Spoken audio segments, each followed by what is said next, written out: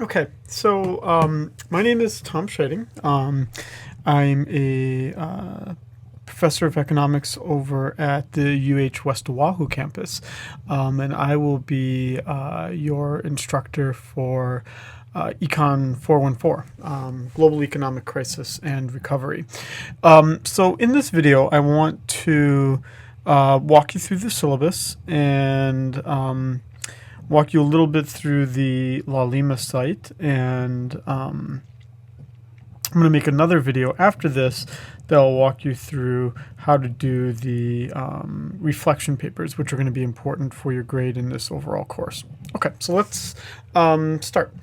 Okay, so I'm going to assume, just for ease of use here, obviously you're going to be able to read the syllabus, so I don't want to go through all the detail, but I kind of want to treat this this video as like if we were to have this class in person and you were showing up for the first day of class, and we would hand out the syllabus and talk about it.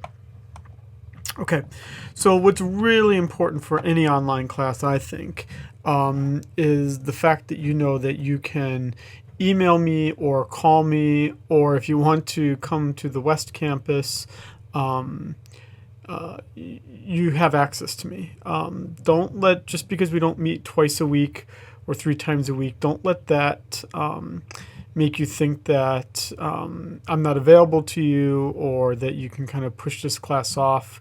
You still need to do stuff, and I am here for you. You just have to tell me. So that you know my general teaching philosophy. My general teaching philosophy is that I'm not the person who, will say, hey, what's going on? You seem to have, fallen off the radar screen and you haven't done anything for a month. Good or bad, I'm not that kind of person. If you want me to be that kind of person, I can be that person, but you would have to tell me. Generally speaking, I take my role as professor, not as parent. So I will assume you can be responsible and you can make your choices. If you think that you need something more from me than what I'm giving you, then you tell me. I have no problem having to be the person that acts like your parent or your uncle or something like that. If you need me to be that person, I'll fill that role. I don't mind. I just assume that most people don't like to get that kind of treatment, and I don't prefer to do it, but I will do it if you want me to do it. So with that said, reach out to me, email me, call me, tell me if there's a problem, and you will get a pretty prompt reply from me. I'm on island all semester. I am on this campus all semester. I also live in Manoa. So meeting with me, emailing me, calling me, I am quite responsive. Okay, so here's our general description from the course catalog. Pretty simple.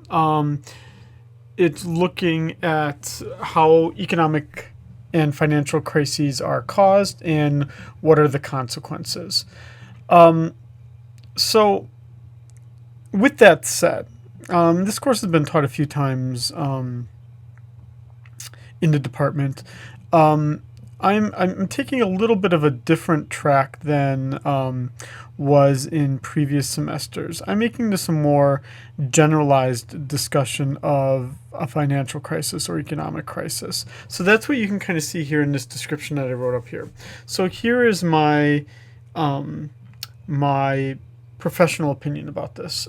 It's that, yeah, the 2008 financial crisis was quite severe. Absolutely. Certainly one of the top 10 financial crises in, well, certainly in the 20th and, well, 20th and 21st century, but and even in a larger historical realm, certainly pretty severe. But I'm not sure how much we really learn about economic crises in general if we only look at the last one. And even at that, it's now a crisis that happened 12 years ago. Many of you were quite young. It'd be like me talking about, not even the closest equivalent, but geez, when I was 5 years old, there was a really severe recession in 1982. I mean, I kind of have some memory of that as a 5-year-old, but um, I'm not sure what value there is to me reminiscing about a 1982 quite severe economic recession. And I don't want this to be a course that just reminisces or reminds us about 2008. The world, another, what you're going to learn in this course is that another economic crisis will occur with absolute certainty. Another one will occur. And there will be some similarities to what happened in 2008, but there'll also be other things that are not the same as what happened in 2008. So, with that said, I'm going to have a more general discussion of a crisis and what causes them and some historical examples of these. I'd encourage you to look at this Wikipedia entry. I think it's actually pretty interesting. I mean, look at all these crises, especially even here in the 20th century. That's a lot of crises. So again, just to focus on one of these, right? Which I guess in our case would be this one little line right here. And I guess this one right here, these two right here. The world's a much more interesting place than that. I mean, this Wikipedia entry alone should be an example of that. Okay. Let's go back to the syllabus here. Here are the learning objectives. This is what I want to have accomplished by the end of this course. So if we haven't done these things, I haven't served adequately in my role to you. Okay, let's talk about how I'll grade you. So there will be basically a lot of writing and reading in this course. You will have reflection papers. I would say anywhere between 7 to 10 reflection papers, and I'll talk a little bit more about what those entail. But we'll have about 7 to 10 of those, and I will drop your lowest response paper grade. And those as a whole count for almost as much as an exam. So don't think that you're going to get away with this course with just doing the 2 exams. I mean, you can do that, but you will not do very well. In fact, it'd be a little bit difficult to pass. And then we'll have 2 exams. Both of these will be exams that are obviously take home, and we'll have short answer questions. And I'll give you about a week to do them, if not a little bit more. Okay. Let's talk about the books that we're going to use. So the absolutely essential book to have purchased would be the Manias, Panics, and Crashes book. It's a classic. Years from now, if you tell anyone that you took this course and they asked you, what book did you use? You saying that you used this book will signal to that person that you had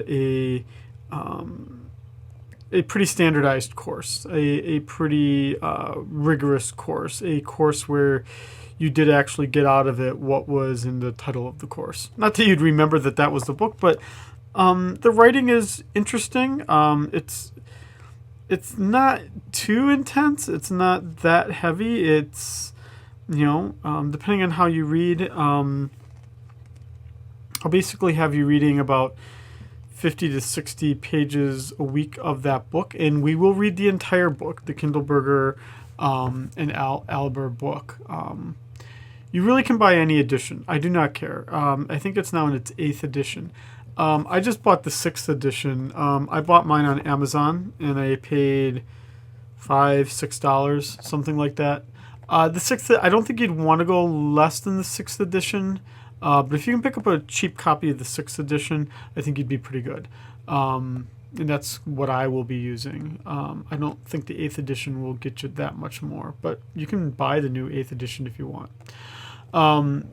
So that's the absolutely essential book to buy. If you have any issues at all in buying that book, you don't have the money for it, something like that, reach out to me, let me know. I've got some other options for you. But $5 or $6, pretty darn cheap. Then we have these 2 books here, Lords of Finance and Too Big to Fail. We're going to be using a pretty big portion of Lords of Finance. We'll be reading about 8 chapters there, but we're not reading the entire book. Same with Too Big to Fail. We'll be reading parts of it, but not all of it. So as a secondary book, it'd be like, well, maybe you could get by without having it if you borrowed someone else's copy, or if you found something in the library, or you rented it temporarily. Or you reached out to me and maybe I scan you a chapter or two to get through with things. I think that'd be okay. Buying all 3 is not that expensive either, but I don't want you to think I am judging you based on the fact that you can't afford all 3. If you can't afford all 3, just buy this one. Absolutely. And then if you've got the funds, then buy Lords of Finance. Then, if you still have the funds, buy Too Big to Fail. You can buy any edition of any 3 of these books. Just don't get too old with the Kindleberger book. And obviously can be used. There's no access codes or anything like that. You're just buying a book. Okay. I'll be using Laulima to post my weekly lectures as I make them. And I will be using Google Classroom for the reflection papers and the exams. I will be making a separate video that talks about how you use Google Classroom. These are the dates to keep in mind. These are given to us by the university if you want to drop. 100% refund, 50% refund, and withdrawal from the course. Academic integrity. Quite simply, it's, do the right thing. Be an honest person. Be a good person. It obviously gets more complicated than that, and this is our the official Manoa academic integrity policy. In general, if you're all in doubt, you can always reach out to me about this. It goes without saying that exams and reflection papers, you're going to have your books out. I'm not saying that you're not going to try to Google things and look up things.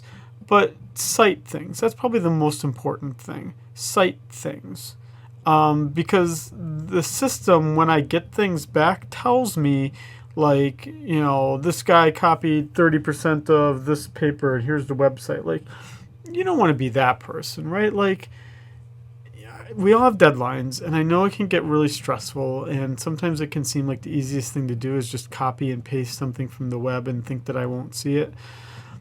And maybe you'll even get away with it once or twice, but I'm more than willing to extend a deadline if it becomes the difference between you honoring this integrity policy and not. Just reach out to me. I am actually a pretty, I know you don't know me, but I am actually a pretty understanding person, and I would rather the work that you turn in be your own and honor this policy than you meet a deadline and don't fulfill this policy. Accommodation. Your first call shouldn't be to me. It should be to your academic advisor and to student services office. And they will get you the accommodation, and then they will tell me how I accommodate you. So if you know that you need this accommodation and you don't have it officially sanctioned for you yet, start to take care of that, sending an email, reaching out to the program, and then take care of it that way. The policies, try to do stuff on time. That's really the best policy for this course is do your things on time. It's what's fair for everyone else. It's not me imposing on you and saying you have to fulfill my conditions because this is my power trip over you. It's just what's fair for everyone else. If everyone else is trying to meet a deadline and you don't and ask for a special favor, it's not fair to everyone else. So the only way you would get that extension would be if you say, cat died, bird flew away, and spiders took over my house, and I need an extra day. I'm totally willing to give you that extra day because I think anyone else in the class facing those circumstances would also want that extra day, right? And it could even be something like, it was my 21st birthday and I should have planned ahead. Even on a one-off, I still might give you an extension. But ask. the worst thing you could do is not ask and just let it go, because then you will get nothing from me. Grading scale. This is prescribed to us by the university. And then we have the schedule here. So I want there to be some flexibility because this is an online class and you're supposed to be able to kind of determine your schedule. So basically I chunked up the course into 2-week time periods if I could with the material. So we're going to start off in these first 2 weeks reading chapters 1 through 4. Now, what I'm about to say here is pretty important, and I don't want you to I don't want you to minimize what I'm about to say here. I know a lot about financial crises. I've done research in it. I know the data pretty well, but I've actually never taught this course. So what that means is that I've read Manias, Panics, and Crashes, but I've never read it keeping in mind that I'm now going to be teaching it. So I'm going to be rereading the chapters as well, and I'll be creating the lectures. So that means that I'm not going to post all of the semester's lectures today or tomorrow, and they're all going to be there the first day of the course. They're not going to be because I need to make all of them. And I will make them. So I'm not going to take from some other professor who's taught this class all the time. I'm going to make the things, so it's going to take time to do it. So we're going to start off with reading 4 chapters here. I will try to do my best that by the start of a given week that I will have my lecture prepared that covers these chapters. It is my assumption that you will watch my lecture and that you will read these chapters. Reading for some of you is going to be glancing. Reading for some of you is going to be intensely writing notes on the side. Everyone's different. I understand that. I don't think you'll get everything you need to, though, out of this course if you do not at least glance at those chapters that I prescribe for each of the things. So watch my lecture, do these readings.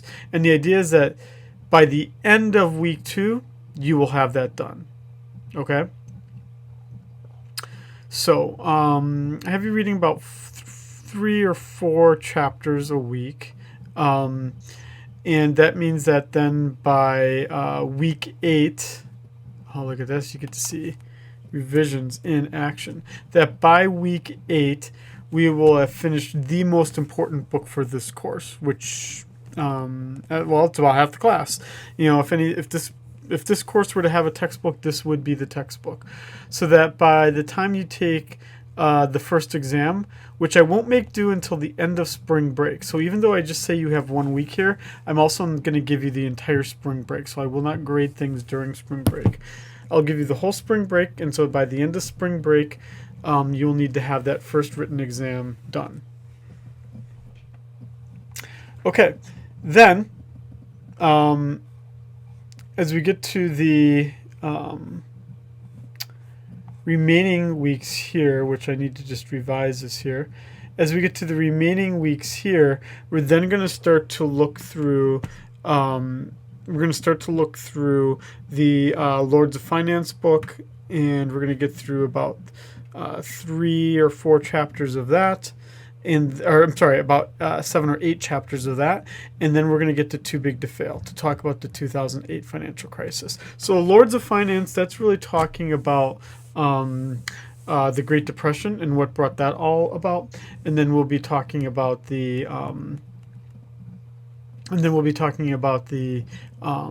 2008 financial crisis. So again, this is not a course about just the 2008 financial crisis. It's not even just a course about just the Great Depression. It's going to be a little bit more centered towards the United States, so keep that in mind. But with that said, the Manias, Panics, and Crashes book, the primary book for this course, is a little bit more global in its perspective. So there will be a lot of reading in this course. By the end of this course, you'll probably read about 400 or 500 pages total. But you'll probably end up writing, my best guesstimate, if I had to just quickly say something, would be you'll end up writing about 20 maybe 30 pages total for the whole course. That would be reflection papers and the exams. So there'll be a lot of writing and reading, but the topic should be quite interesting. It's at least interesting for me, and I think it'll be interesting for you. So let's just go to Laulima here very quickly here.